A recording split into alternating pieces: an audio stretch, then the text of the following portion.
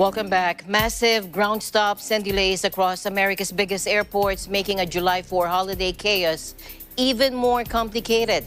The industry is struggling to manage a surge in travel demand that probably exceeds its current capacity.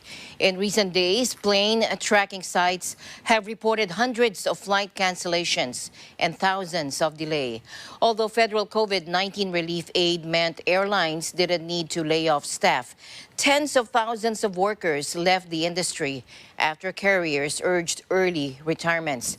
Today's industry has about 15% less staff compared with the pre-pandemic period to handle about 90% of the pre-2020 passenger volume, estimated analysts at the Third Bridge, a consultancy. In an effort to steer passengers away from potentially challenging weekend travel days, Delta Airlines have announced it would waive change fees for customers to shift one leg of their trip to within the July 1 to 8 period.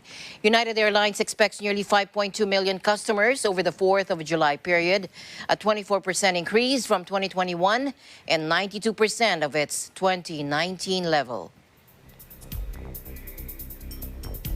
And so, as mentioned, big crowds expected for the 4th of July weekend in the U.S.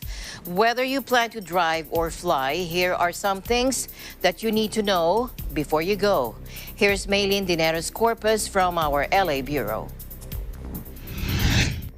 Here are some of the things travelers face: higher ticket prices, delays, and flight cancellations. Domestic ticket prices average about $450. That's 45% more expensive than in pre-pandemic days. And if we can learn anything from recent history, it's that there is no guarantee your flight is going to leave the ground. On the combined Father's Day and Juneteenth federal holiday, more than 35,000 flights were either canceled or delayed.